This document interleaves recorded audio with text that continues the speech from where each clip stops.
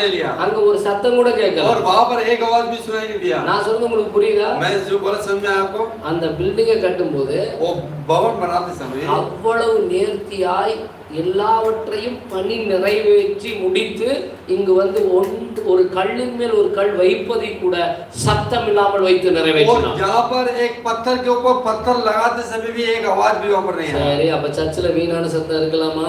और कलीसिया में वेस्ट बात होना है क्या? मोबाइल रिंगटोन கேட்கலாமா? मोबाइल रिंगटोन चलना है क्या? பக்கத்துல உட்கார்ந்து கதை பேசலாமா? और पास में बैठ के कहानी बात करना है क्या? நான் சொல்லல, நீங்களே சொல்லுங்க. मैं नहीं बोल रहा, आप ही बोलिए। அங்க சுத்தி சத்தம், அதாவது பில்டிங்கை கட்டும்போது சுத்தி சத்தம் கூட கேட்க கூடாதுன்னு அவன் நினைச்சுக்கிறான். वो सोचे कि भवन को बनाते समय एक हथौड़े की आवाज भी वहां पर नहीं आना है। கட்டப்பட்ட விதம் மகத்துவமானது. और जो बनाने का जो बात है அவங்க அப்படியே அந்த ஆலயத்தின் மேல அவ்வளவு உயிரை வச்சிருந்தாங்க. और उस जो भवन के ऊपर इतना प्रिय था वो, அது தூரத்துல இருந்து பார்க்கும்போது தக தக தகன்னு ஜொலிக்குமா. और दूर से देखते समय वो इतना चमकता था वो। அந்த ஆலயம் தங்கள் பெருமையின் அடையாளமாக நினைத்தார்கள். और वो जो भवन है अपना जो गर्व का निशानी है करके बोलता है। அப்ப அந்த கட்டடம் எவ்வளவு முக்கியமானது. और वो भवन कितना मुख्य है। இஸ்ரவேலுக்கு அது எவ்வளவு முக்கியமானது. और इस्राएल लोग कितना मुख्य बात உலகம் என்பது அது அடையாளமாக மாறிச்சு. और पूरे संसार में वो चिन्ह बन गया। அந்த ஆலயத்தை நோக்கி யாராவது ஒருத்தர் ஜெபம் பண்ணிட்டானா அது அப்படியே கேட்கும் என்கிற நம்பிக்கையும் அந்த செயல்பாடும் அந்நாட்களில் நடந்து கொண்டிருந்தது. और वो जमाने में उस मंदिर को देख के कोई भी प्रार्थना करता था वैसे होता था करके विश्वास करने लगे। हालेलुया। எல்லாம் அந்த கையை உயர்த்தி ஒரு அல்லேலூயா சொல்லுங்க. हाथ उठाइए, हालेलुया बोलो। ஒரு ஆமென். हालेलुया।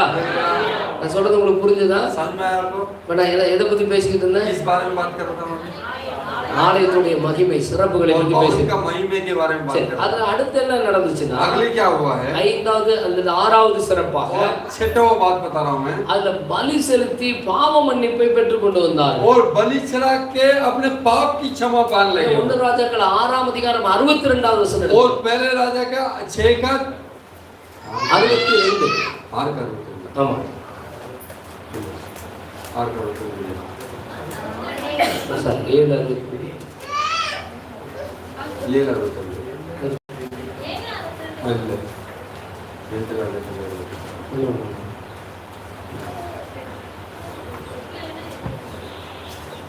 ஒரு நிமிஷம்.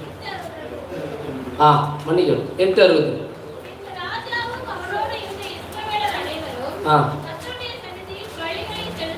பலி செலுத்தினார்கள். பலிகளை செலுத்தினார்கள்.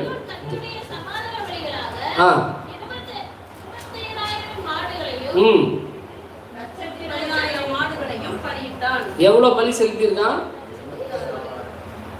அதை பார்த்து படிப்போமா?